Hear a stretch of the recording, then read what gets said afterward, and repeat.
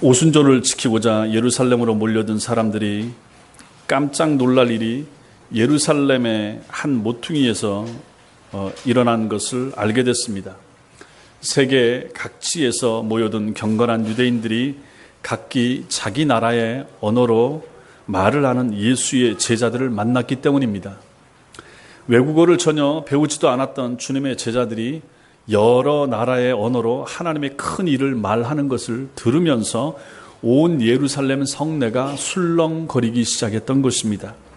그렇게 놀라던 차에 베드로가 일어나서 그 모여든 무리들 앞에서 그들이 전에는 한 번도 들어본 적이 없는 설교를 하기 시작했습니다. 베드로는 구약의 말씀을 인용하여 하나님이 약속하신 성령이 마침내 자기들 가운데 임하시게 된 것과 유대인들이 로마 관원들에게 내어주어서 십자가 처형을 당하게 되었던 예수께서 시편을 비롯한 구약 성경의 여러 곳에서 예언하셨던 바로 그 메시아이심을, 그리고 하나님께서 그 예수님을 죽음에서 부활시키시고 하늘로 들어 올리셨음을 강력하게 증거했던 것입니다. 그 설교를 들은 사람들의 마음에 창이 관통된 것 같은 그런 거룩한 고통이 느껴지기 시작했습니다. 그래서 그 설교를 듣고 나서 그들의 반응은 우리가 어찌할꼬? 그럼 우리가 어찌하면 되겠습니까? 하고 사도들 앞에 묻게 됐습니다. 그러자 베드로가 너희가 회개하여 각각 예수 그리스도의 이름으로 세례를 받고 죄사함을 받으라 답을 해 주었습니다. 그러자 그날의 세례를 받고 믿는 무리에 속하기로 결단한 사람들이 3,000명이나 되었더라라고 우리가 읽었던 성경은 기록해 주고 있습니다. 이러한 변화된 무리들의 변화된 삶의 내용을 42절 짧은 구절이 우리에게 전해주고 있습니다. 새롭게 교회 안에 들어오게 된 수많은 사람들이 처음으로 했던 일은 무엇인가? 바로 사도들의 가르침을 받는 것이었습니다.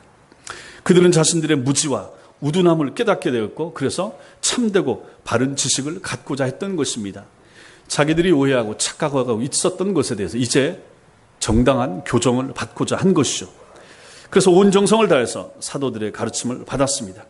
이들의 변화된 그 다음 모습을 오늘 성경이 우리에게 전해주고 있습니다. 그것은 바로 교제입니다. 교회의 핵심 가치 중에 또 하나, 교제. 먼저는 가르침이었습니다. 교회가 새로 교회 안에 들어오는, 새롭게 예수 믿기로 결단한 사람들에게 주어야 하는 것, 주는 것, 새로 교회 안에 들어온 사람들이 반드시 참여해야 되는 것, 첫째로는 가르침이었습니다. 정당하고 바른 가르침, 이 가르침을 받지 않고서는 참된 신자요 성도로 자랄 수가 없다 하는 것을 우리는 지난 시간에 보았습니다. 그리고 나서 또다시 그 다음으로 우리에게 주는 것, 무엇인가? 교회 안에 꼭 있어야 되는 것, 교회 안에 있는 모든 성도가 추구해야만 하는 것, 새롭게 교회 안에 들어와서 신자가 된 사람들이 소원하고 함께 해야 되는 것이 무엇인가? 성도 간의 교제라고 하는 것입니다. 먼저는 이 교제가 잘못 쓰이는 것이 있습니다. 교제의 오용입니다. 교회가 무엇을 하는 곳입니까? 새롭게 성도가 된 사람들에게 교회가 제공하는 것, 제공해야만 하는 것, 교회의 핵심 가치, 교회를 교회되게 만드는 것, 교제라 말씀을 드렸습니다. 참된 교제가 있어야 된다. 여기 초대교회에서 지금 교제에 참여하고 있는 이 사람들이 어떤 사람들입니까? 지난 시간에도 봤지만 이 사람들은 예수 그리스도를 거부하고 오히려 예수님을 십자가에 못 박으소서, 저 사람 못 박아 죽여야 됩니다 라고 외치던 그러한 무리들입니다. 이랬던 사람들이 베드로의 설교를 듣고 3,000명이나 자신의 죄를 깨닫고 회개했습니다. 그리고 이제 교회 안으로 들어와서 교인이 됐습니다. 신도가 됐습니다. 성도가 된 것입니다. 이제 이들은 사도들의 가르침을 받고 또 한 믿음의 성도들과 교제하고자 날마다 모이게 됐다 하는 것입니다. 힘썼습니다. 애를 썼습니다. 저절로 된 게 아니었습니다. 가르침을 받고자 애를 쓰고 힘쓰고 자기 자신을 헌신했습니다. 모임에 나가야 되는 거죠. 집에 있으면 가르침을 받을 수가 없습니다. 모임 장소에 가야 됩니다. 갔습니다. 참여했습니다. 그리고 그들은 가르침을 받았습니다. 그리고 또 이 사람들은 모임에 나갔습니다. 교제하고자 모임에 갔다 하는 것입니다. 교회에 간 것입니다. 교제가 무엇입니까? 이 단어가 오늘날 많이 사용되고는 있지만 잘못 사용되는 경우가 많습니다. 교회 연합 운동을 지지하고 그 일에 열심을 내는 사람들이 특히 이 단어 교제라고 하는 단어를 아주 좋아합니다. 이들은 이렇게 말합니다. 교리를 말하지 말라. 교리는 분열을 일으키니까 그것에 대해서 말하지 말라. 우리에게 필요한 것은 교리가 아니라 교제다. 이렇게 말합니다. 그러면 사람들은 그러한 사람들을 좋아합니다. 그렇지. 교회가 하나가 돼야지. 교회가 너무 많아. 교파가 너무 많아. 교단이 너무 많아. 이것은 하나님의 뜻이 아닐 거야. 이건 인간들의 욕심 때문에 갈라진 거야. 바람직하지 않아. 왜 이렇게 많이 갈라졌지? 사람들의 욕심 때문에, 목사들의 욕심 때문에 갈라졌대. 왜 이렇게 많이 갈라졌지? 교리가 달라서 그렇대. 그럼 교리를 말하지 말아야지. 이렇게 말을 한다는 것입니다. 교제란 매우 깊은 연합입니다. 교제는 깊은 연합입니다. 이 연합은 동맹이나 제휴하고 다릅니다. 동맹, 제휴와 교제는 다릅니다. 동맹은 둘 이상의 개인이나 단체가 공동의 목적을 위해서 동일한 행동을 취하기로 하는 약속을 말합니다. 우리가 저 나라하고 전쟁하려고 한다. 같은 편 먹자. 동맹이 되는 것입니다. 제휴는 공동으로 일을 하거나 공동의 목적을 위해서 돕는 것을 제휴라 이렇게 말합니다. 동맹하고 제휴하면서 이 사람들은 교제라고 말하지만 그것은 교제가 아닙니다. 피상적인 교제일 뿐입니다. 그들의 마음 깊은 곳에서는 불일치와 분열이 여전히 그대로 남아있는 것입니다. 그런 식의 연합을 교제라고 부르면서 모이고자 하는 사람들은 우리가 모일 수만 있다면 뭘 해도 상관이 없다. 하나 될 수 있다면 어떤 형태든지 상관이 없다. 카톨릭이든지 개신교든지 상관없다. 모이자. 하나 되자. 차이는 별로 중요하지 않다. 근본적으로 우리는 하나다. 우린 다 한 하나님을 믿고 섬긴다. 모든 종교를 아울러도 좋다. 이렇게까지 말을 한다 하는 것입니다. 이런 목소리를 내는 가장 잘 알려진 단체, 이것을 WCC라고 말합니다. 세계교회협의회. 몇 년 전에 부산에서 전 세계 교회협의회 총회를 한 적이 있습니다. 7년인가마다 한 번씩 하는데 했습니다. 여기에 소속된 교단들은 우리하고는 많이 안 맞습니다. 대한예수교 장로회 통합측 여기에 속해 있습니다. 기독교 감리회 여기에 포함되어 있습니다. 기독교 침례도 여기에 속해 있고 대한예수교 장로회 기장측, 기장교회들 여기에 포함되어 있습니다. 순복음 여기에 포함되어 있습니다. 성공회도 마찬가지입니다. 루터교회도 마찬가지입니다. 이러한 교단들의 특색은 교리적으로 세계교회협의회 KNCC라고 하는 WCC의 각 나라별 지부가 KNCC인데 여기에 속해 있고 WCC에 속해 있는 이러한 교단들은 우리하고는 많이 다르죠. 많이 다르죠.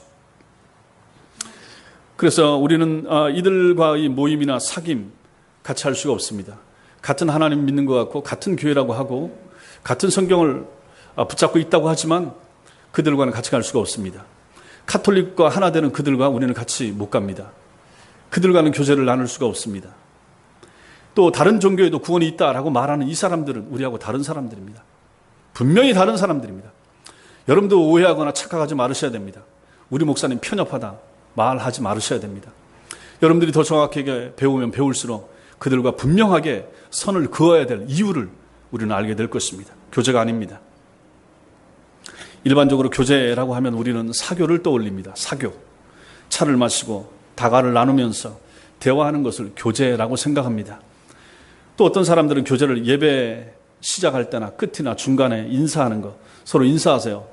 설교 전에 목사님들이 인사 나누세요. 마치고 나서 인사하세요. 교제하세요 라고 말할 때 옆 사람과 악수하고 인사하는 것, 이것을 교제로 생각합니다. 교제가 아닙니다. 피상적인 인사입니다. 인사. 어떤 목사님들은 나는 다양한 교단의 목사님들과 교제를 나눕니다. 이렇게 말합니다. 또 그런 일에 앞장서는 목사님들도 계십니다. 장로교 목사가 침례교나 순복음 교단의 목사와 교제를 나눈다고 말합니다. 그건 교제, 제 입장에서는 교제일 수가 없습니다. 우리 교단의 입장에서는 그런 것을 가지고 교제라고 할 수가 없습니다. 제가 그런 목사님들하고 어울리고 만남을 가지고 무슨 성경 공부를 같이 하고 가능하겠습니까? 순복음교회 목사님과 감리교 목사님과 제가 그것을 할 수가 있겠습니까? 할 수가 없습니다. 그렇다면 그런 분들과 저와는 참된 교제가 이루어질 수가 없습니다. 왜 목사님도 하나님 믿고 그분들도 하나님 믿고 예수 믿는데 왜 교제 못합니까? 이렇게 묻지 마시라 하는 얘기입니다. 근본적으로 들어가면 교리적인 차이들이 있어서 그 차이들은 굉장히 큰 고를 형성하기 때문에 참된 교제, 마음을 나누고 기도 제목을 나누고 아픔을 나누고 그렇게 할 수 있는 그러한 교제 관계가 이루어질 수가 없다 하는 것입니다. 단어는 동일하게 교제라고 하는 단어를 사용하지만 그 단어가 사용되는 배경과 의미는 전혀 다른 것입니다. 둘째로, 그럼 우리는 참된 교제가 무엇인가 배울 필요가 있습니다. 42절 말씀 다시 한번 같이 읽겠습니다. 42절 시작. 그들이 사도의 가르침을 받아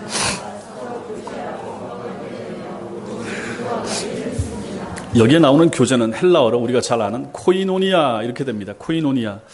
이 단어는 코이노스라고 하는 단어에서 왔는데 공동이라고 하는 단어에서 유래했습니다. 따라서 이 코이노니아는 두 가지 의미에서 교회의 공동생활을 말해주고 있습니다.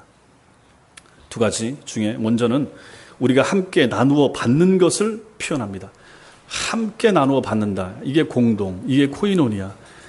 함께 나누어 받는다. 우리가 함께 나누어 받는다. 근본적으로 여러분과 제가 함께 나누어, 함께 우리 성도들이 함께 받은 것이 무엇인가? 삼위일체 하나님 자신을 받았다 하는 것입니다. 굉장히 중요한 것입니다. 여러분과 저는 삼위일체 하나님을 받았습니다. 믿는 거죠. 요한일서 1장 3절은 우리의 사귐은 하나님과 또 그 아들 예수 그리스도와의 사귐이라고 분명하게 말합니다. 예수 그리스도를 믿음, 예수 그리스도와의 사귐, 예수님과 사귄다, 예수님과 교제한다. 누가? 성도들이, 이런 사람들입니다.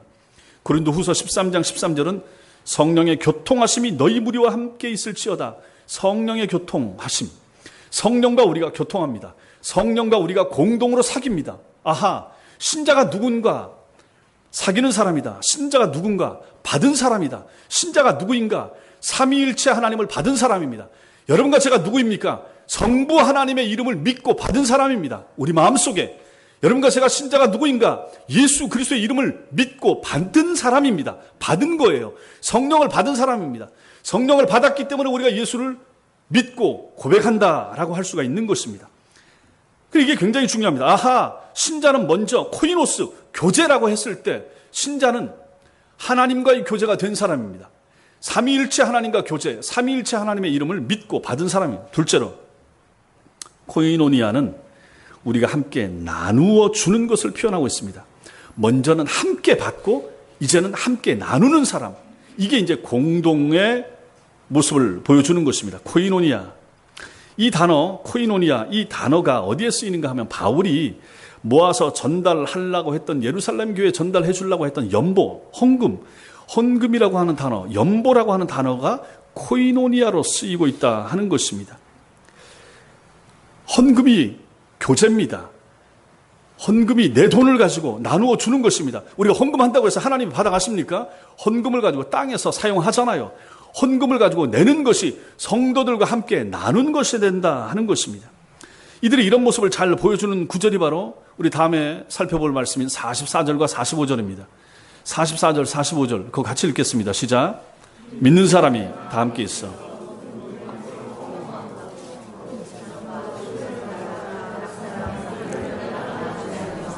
예, 이들은 자신의 재산이나 소유를 팔아서 필요한 자기 교인들에게 나누어 주던 사람들입니다. 이게 헌금입니다. 이게 구제입니다. 이게 코이노니아입니다. 따라서 이 교제는, 교제라고 할 때 이 교제는 세상에서의 교제와 의미가 다르다 하는 것입니다. 깊은 사귐이 되는 거예요. 참된 친교가 되는 것입니다. 자발적인 나눔, 이것이 바로 교제라는 것입니다. 교제의 두 가지 핵심되는 정신을 잊으시면 안 된다 하는 것입니다. 함께 받는 거예요. 나만 받는 게 아니라 나도 받고 여러분도 받고 옆에 사람도 받고 저 성도도 받고 무엇을 받습니까? 삼위일체 하나님의 이름을 받는 거예요. 삼위일체 하나님으로부터 믿음을 받는 거예요. 그 받음, 그 다음에 이 받은 사람들이 무엇을 합니까? 나누는 것입니다. 먼저는 하나님께로부터 받고 그 다음에는 나누는 거죠. 무엇을 나눕니까? 내 것을 나누는 거예요. 내가 하나님께로부터 받은 이 땅에서의 물질, 재능, 건강, 내가 나눌 수 있는 것들을 가지고 함께 나눈다라고 하는 것입니다. 이것이 바로 교제, 코이노니아, 참된 교제라는 것입니다. 진정한 교제는 피상적이지 않으며 강한 생명력이 있습니다. 진정한 교제는 성도의 삶에서 중요한 자리를 차지합니다. 불신자가 신자가 되고 그리스도인 공동체에 들어가서 한 가족이 될 때야 비로소 그 속에 참된 교제가 일어나게 되는 것입니다. 이 땅에 있는 많은 교회들 가운데 참된 교제가 많지가 않습니다. 오히려 이단이나 사이비 같은 데는 그러한 교제가 오히려 있어요. 그런데 참된 것을 믿는다고 하는 우리들 가운데 이 부분이 많이 약하다 하는 것입니다. 주님께서 마가복음 10장에서 자신의 모든 소유를 팔아서 가난한 자들에게 주라라는 주님의 요구에 순종하지 못하고 근심하면서 돌아가는 그 젊은 부자가 하는 이야기가 나오지 않습니까? 그 얘기에 대해서 말씀하신 부분이 나옵니다. 한번 찾아보겠습니다. 마가복음 10장. 마가복음 10장.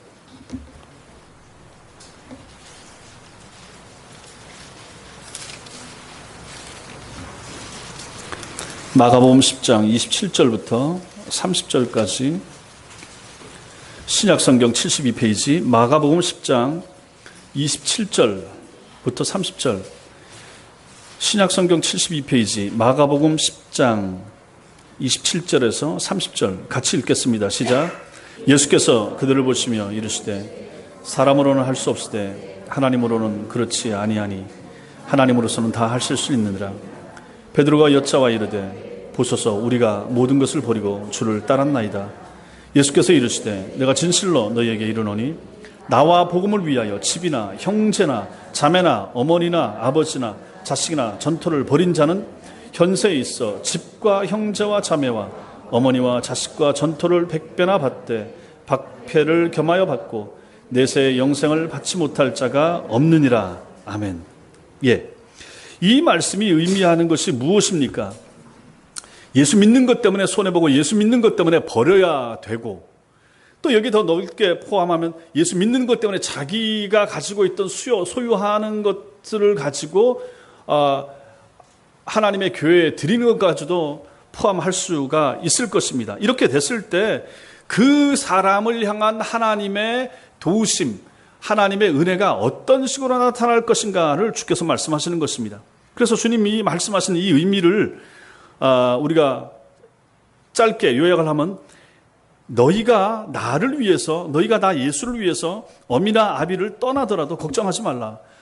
아니 신앙생활 하는 것 때문에 너 나가. 여기서 신앙생활 못해. 너 나가. 우리 집안 불교 집안이. 그래서 어려움 당하고 잠시 나와 있기도 하고 하는 사람들 있지 않습니까? 그런 사람들 다 마찬가지입니다. 너희가 나를 위하여 내 이름 때문에 어미나 아비를 떠나더라도 걱정하지 말아라. 너희는 이 땅에서 수백 수천의 어미와 아비를 두게 될 것이다.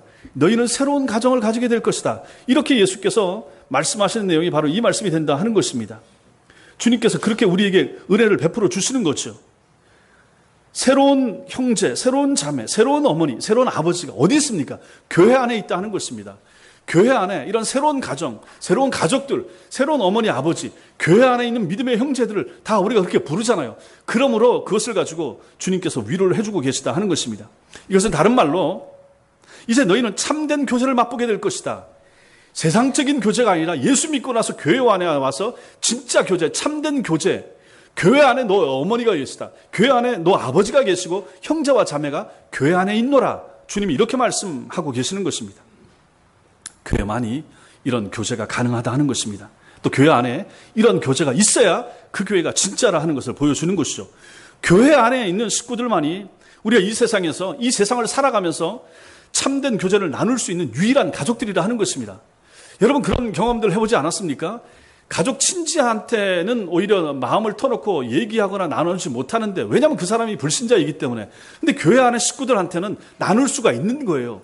구역 모임을 하든지 전도의 모임을 한다든지 했을 때 내 아프고 어려운 문제를 가깝다고 혈육적으로 가깝다고 할 수 있는 가족들에게는 얘기를 못해도 교회 안에 있는 식구들한테는 얘기를 하면서 같이 기도해 주세요 라고 얘기할 수 있지 않습니까? 그럼 그게 뭡니까? 이것이 바로 그 안에 참된 교제가 이루어지고 있는 증거가 된다 하는 것입니다.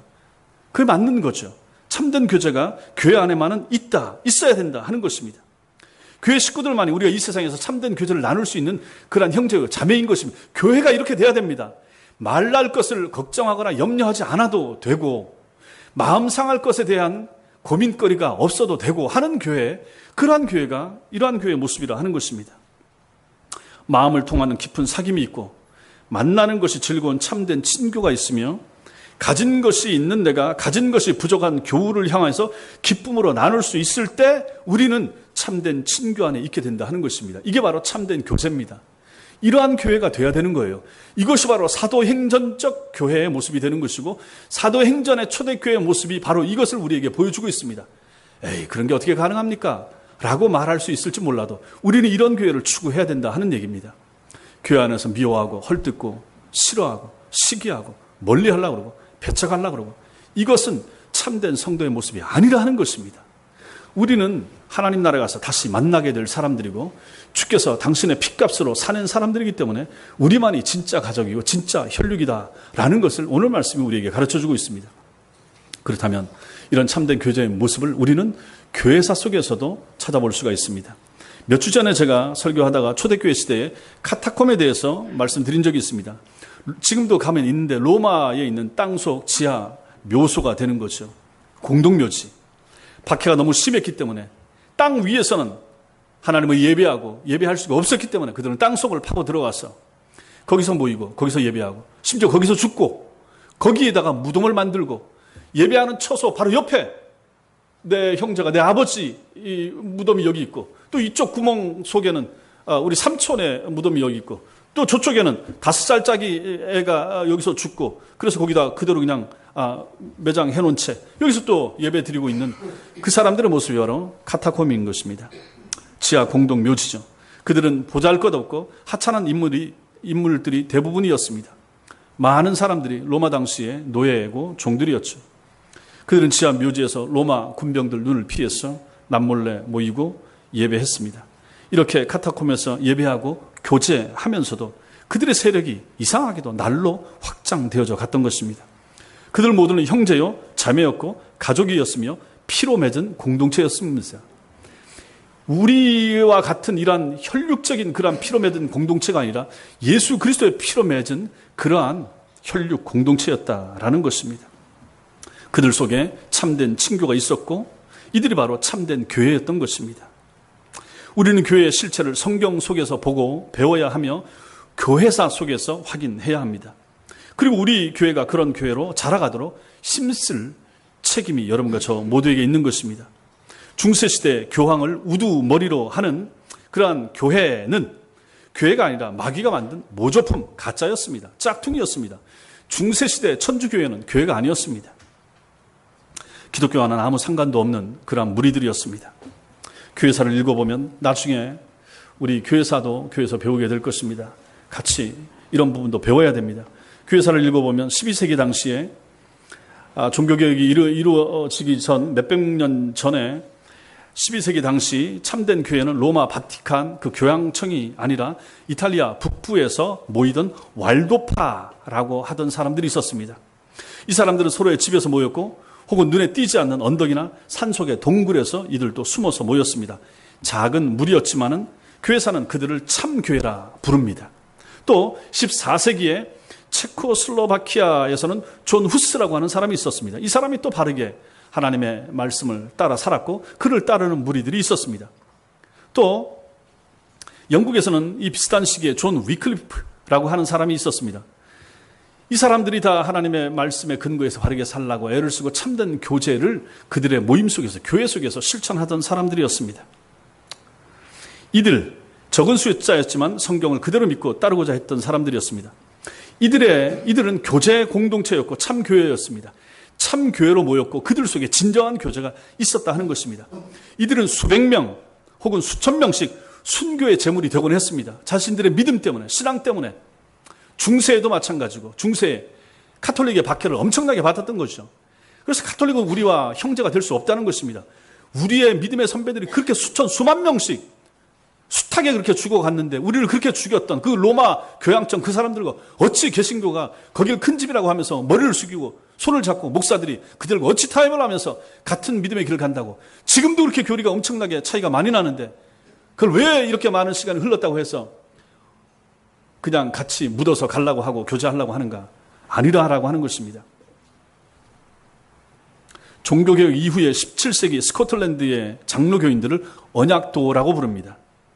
그들은 자신들을 핍박하는 영국군들의 눈을 피해서 산속에 모여서 또 이 사람들은 예배를 드렸습니다. 그 당시에 메리 여왕이 있고 이런 사람들을 영국 성공회 대장은 우두머리는 영국 여왕입니다. 지금도 마찬가지입니다. 영국 왕입니다. 그래서 이 사람들은 신앙 고백을 하기를 교회의 머리가 누구냐? 영국 여왕이 있습니다. 오케이. 교회의 머리가 누구냐? 예수님이십니다. 너는 안 된다. 이렇게 박해를 했다 하는 얘기입니다. 그러니 이게 말이 됩니까? 지금도 영국 성공회는 그 짓을 하고 있다 하는 것입니다. 그래서 그 당시에 사람들은 예수를 바르게 믿기 위해서 산속에 들어가서 모이고 예배를 드렸습니다. 성찬식을 하기 위해서는 한두 사람, 망볼 사람을 세워야 됐습니다. 영국 군대가 쫓아와서 잡으러 수시로 그렇게 쳐들어왔기 때문에 피할 준비를 하면서 그렇게 성도의 삶을 살기 위한 녹록지 않은 시대를 그들은 그렇게 자신의 믿는 바를 위해서 생명을 걸고 예배를 드렸으며 그들 가운데 참된 교제를 나누면서 그렇게 생활을 했다 하는 것입니다. 영국 국왕이 교회의 머리라고만 하면 풀려날 수 있었지만 그들은 예수만이 교회의 머리라고 말함으로써 그렇게 고백함으로써 18,000명이나 되는 숱한 사람들이 단두에서 목이 잘려서 순교에 갔던 시대의 사람들, 그 사람들이 바로 스코틀랜드의 언약도들이었던 것입니다.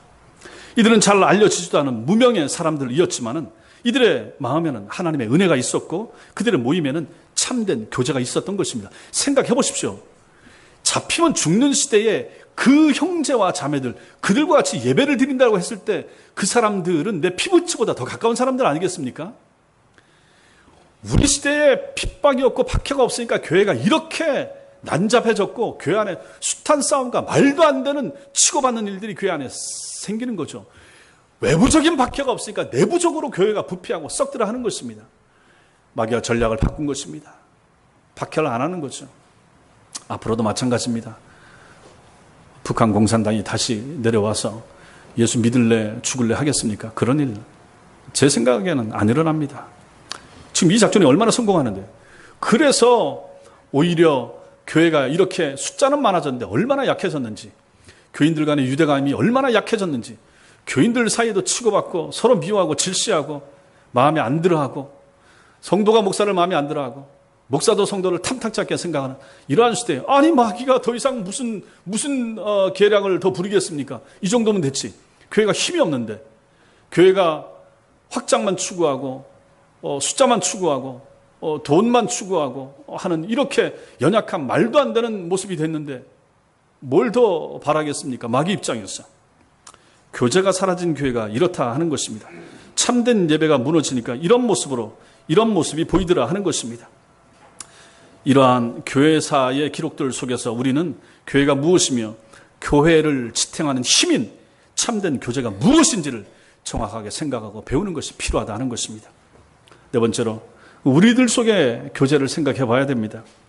신약 성경에 따르면 우리가 그리스도인인지 아닌지 알아보는 좋은 방법 중에 하나가 우리 가운데 이런 교제가 있는지 확인해 보는 것이라 하는 것입니다. 사도 요한은 요한일서 3장 14절에서 이렇게 말합니다. 우리는 형제를 사랑함으로 사망에서 옮겨 생명으로 들어간 줄을 알거니와 사랑하지 아니하는 자는 사망에 머물러 있느니라, 이렇게 말씀하고 있습니다. 성도 여러분, 이런 말씀을 마음에 잘 새기셔야 됩니다. 형제를 사랑함으로, 교인을 사랑함으로 우리가 사망에서 생명으로 옮겨 들어간 줄을 안다라고 했습니다. 교인 사랑하는 것을 통하여 이 사람이 회심했다, 참신자가 됐다라고 그걸로 증명이 된다 하는 얘기입니다. 반대로 뒤에 있는 말씀은 무엇을 우리에게 말해주고 있습니까? 사랑하지 아니하는 자는, 형제와 자매를, 교인을 사랑하지 않는 자는 여전히 사망 가운데 머물러 있는 자라, 이렇게 평가하고 있다 하는 것입니다. 죽었는가 살았는가, 참신자가 되었는가 그렇지 못한가의 근거를 무엇에 두고 있습니까? 교인을 사랑하는 것에 두고 있다 하는 것입니다. 교회 안에 형제를 사랑하는 것에 이것을 두고 있는 것입니다. 성도됨의 증명이 무엇입니까? 사랑입니다. 즉 참된 교제에 두고 있는 것입니다. 오늘 본문에 나타나는 이 3,000명이 회심한 이 일, 3,000명은 회심한 후에 무엇을 했습니까? 사도들의 가르침을 받고 그 다음에 뭘 하고 있습니까? 그리스도인의 교제에 참여하고 있는 것입니다. 교제에 참여했다. 믿음의 형제를 향한 사랑은 이들의 삶에서 가장 중요한 부분이 된 것입니다. 그 3,000명이 그전에는 그러지 않았습니다. 그런데 이제 예수를 믿고 회심하고 나니까 이 모임이 너무 좋은 거예요.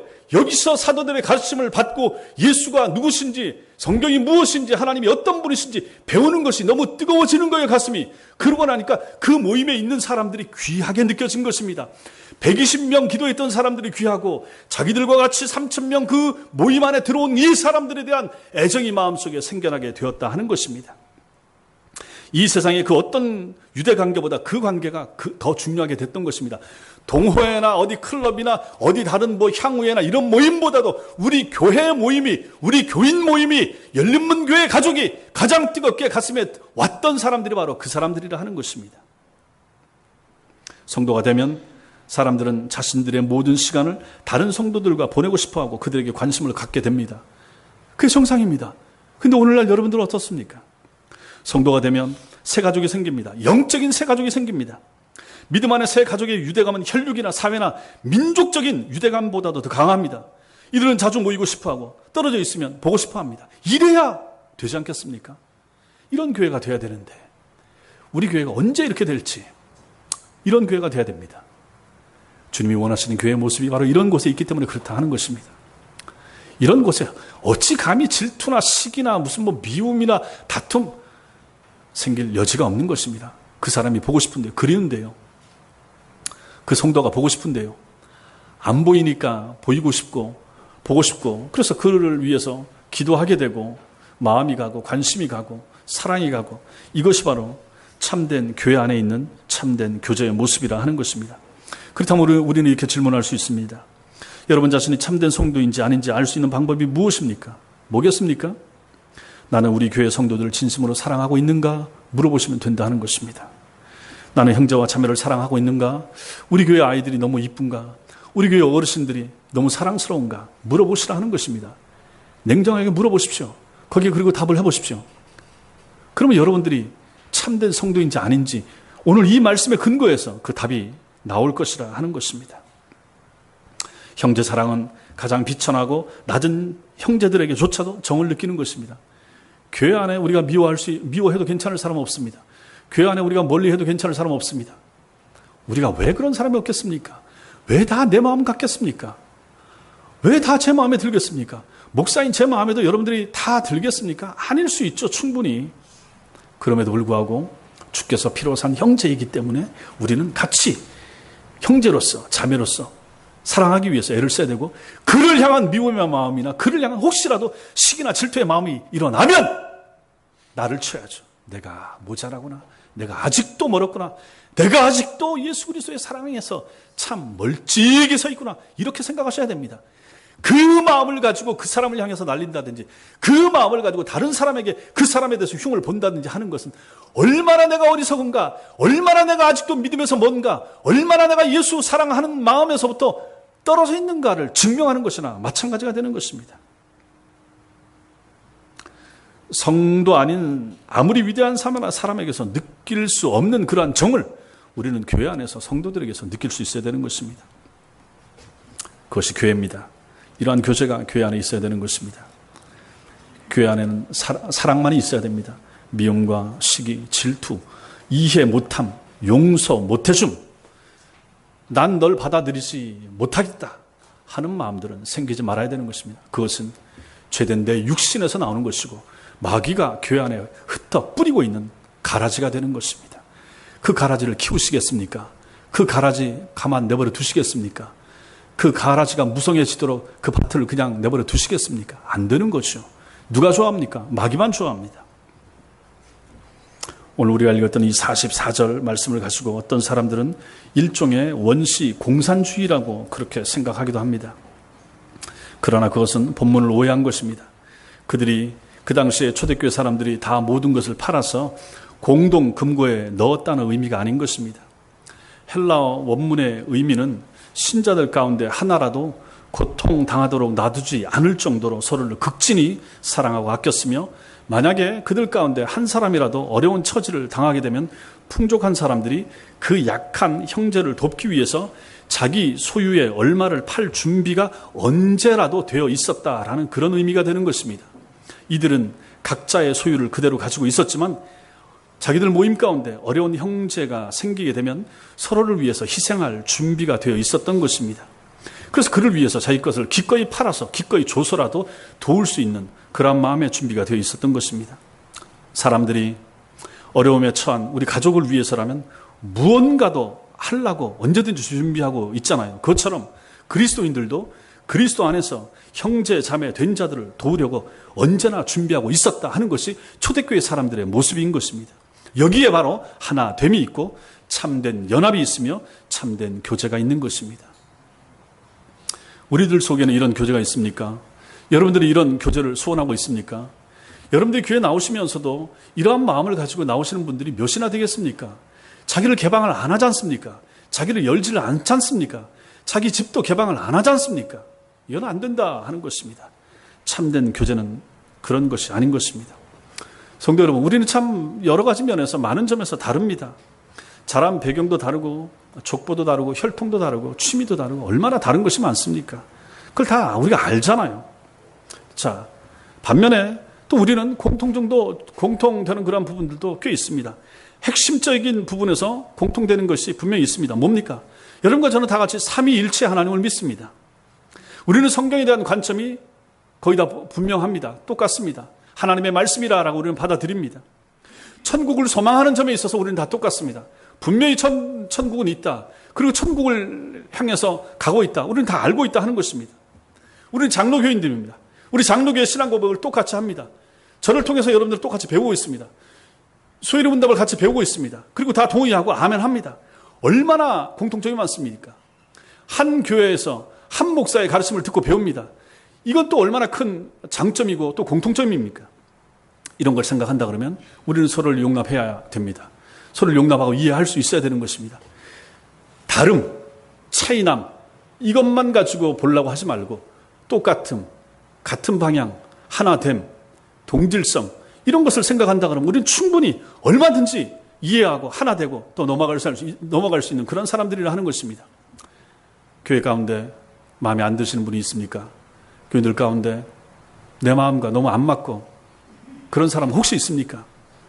여러분 스스로를 위해서 기도하시라 하는 것입니다. 여러분 스스로의 연약함을 보면서 기도하셔야 됩니다. 주님께서는 그걸 원치 않으십니다. 주님의 뜻이 아닙니다. 내 자신이 부족한 것입니다. 그를 품으라 라고 말씀하십니다. 그도 내가 그를 위해서도 내가 십자가 위에서 피 흘려 죽었노라. 너도 내가 내 피를 흘려서 죽어서 사냈지만은 그도 마찬가지라 라고 말씀하신다면 여러분들이 어떻게 반응하셔야 되겠습니까? 참된 교제가 우리 속에 있게 되길 바랍니다. 참된 교제를 가능케 하는 것이 있습니다. 무엇인가? 무엇이 이런 참된 교제를 우리 가운데서 가능하게 하는가? 세 가지 정도 볼 수 있습니다. 먼저는 거듭난 본성입니다. 바울은 고린도후서 6장 14절에서 믿지 않는 자와 멍에를 같이 하지 말라라고 했습니다. 의와 불법이 함께할 수 없다고 했습니다. 의와 불의 사이, 빛과 어둠 사이에는 어떤 교제도 어떤 사귐도 불가능합니다. 우리들의 거듭난 본성이 우리와 같은 본성을 지닌 사람들을 사랑하게 만들고 그들과만 교제하게 합니다. 그렇죠. 여러분과 저는 거듭난 성도들입니다. 우리는 본성이 같습니다. 다른 많은 것이 다를 수 있습니다. 그럼에도 불구하고 여러분과 제가 진정으로 거듭났다 그러면 우리는 거듭난 본성이 같습니다. 예수 그리스도를 믿는 면에서 같다라는 얘기입니다. 이 거듭난 본성이 같기 때문에 우리는 충분히 교제할 수가 있는 사람들이라 하는 것입니다. 참된 교제를 낳는 또 다른 요인은 두 번째로는 공통된 가르침입니다. 가르침. 이질적인 다른 가르침을 받는 사람들 사이에 참된 교제는 불가능합니다. 오순절 신학을 배운 사람과 개혁주의 신학을 배운 사람들 사이에 참된 교제는 불가능합니다. 아까도 말씀드렸습니다. 감리교 학교에서 나온 사람과 장로교 신학교를 나온 저는 그런 면에서 같이 교제하는 것은 불가능하다 하는 것입니다. 물론 나중에 하나님 나라에서 보는 것에 대해서는 제가 따로 얘기할 필요는 없지만 이 땅에서의 교제는 불가능하다 하는 것입니다.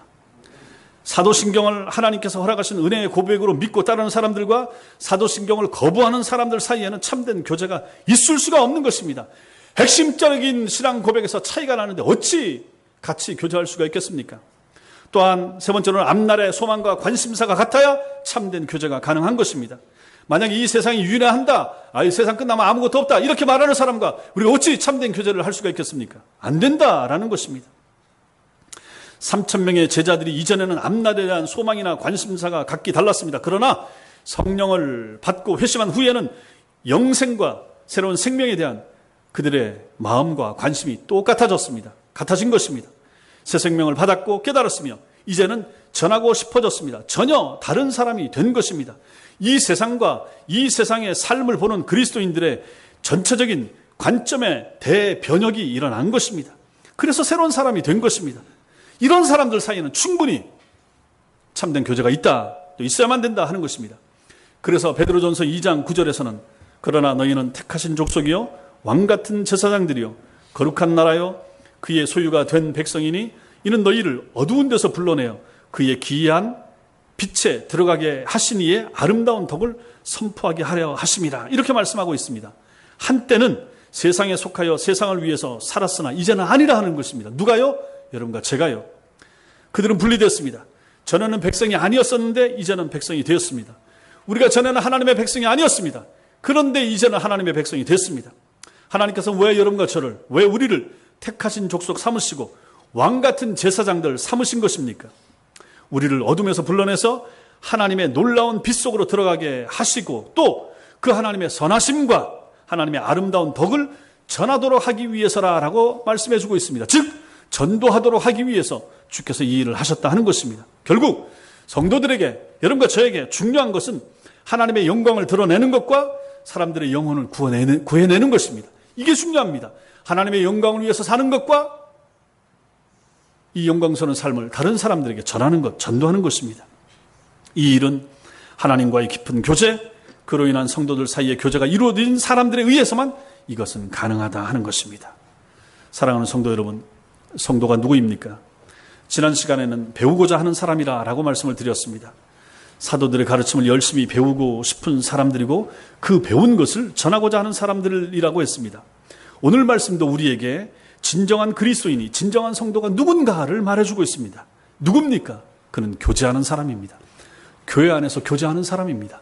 성도들과 참된 교제를 나누고자 애를 쓰고 힘쓰고 노력하고 자기 자신을 바치고 희생하는 사람입니다. 위로는 하나님과 교제를 나누고 옆으로는 같은 믿음의 식구들과 교제를 나누는 바로 그 사람입니다. 교제의 핵심이 무엇입니까? 주는 것입니다. 주는 것입니다. 하나님은 그 아들을 여러분과 저를 위해서 주셨습니다. 그 아들은 당신의 생명을 여러분과 저를 위해서 주셨습니다. 성령께서는 우리에게 그 아들을 믿는 믿음을 한 사람 한 사람에게 주셨습니다. 우리는 받은 것이 참으로 많은 사람입니다. 받은 것이 없다라고 말하시면 안 됩니다. 돈을 가지지 못했다고 해서 받은 것이 없다라고 말해서는 안 됩니다. 유산을 받은 것이 없다고 해서 가진 것이 없다라고 말해서는 안 됩니다. 몸이 온전하고 몸이 건강하지 못해서 나는 받은 것이 없다라고 말해서는 안 된다라고 하는 것입니다. 하나님이 풍성한 것을 줬습니다. 하나님께서 저 세상에 있는 사람들과 달리 구별해서 너무나도 많은 것을 여러분과 저에게 주셨습니다. 우리는 받은 것이 많은 사람들입니다. 이제는 우리가 받은 것을 나누어 줘야 됩니다. 나누어야 됩니다. 초대교회 성도들처럼 교회사 속에 경건한 하나님의 사람들처럼 우리도 나누어 줘야 됩니다. 무엇을 나눌 수 있습니까? 무엇을 나눠야 됩니까? 관심을 나누어 줘야 됩니다. 교회 안에 있는 성도들에게 관심을 나누어 줘야 됩니다. 사랑을 나누어 줘야 됩니다. 진정한 사랑을 나누어 줘야 됩니다. 이해를 나누어 주셔야 됩니다.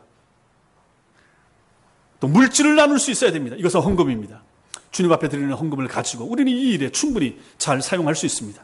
아낌없이 나눌 수 있어야 됩니다. 의무가 아닌 기쁨으로, 타의가 아닌 자의로 주어야 됩니다. 그럴 때 여기에 참된 교제가 나타날 수가 있는 것입니다.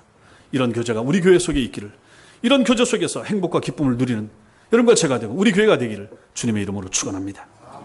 기도하겠습니다.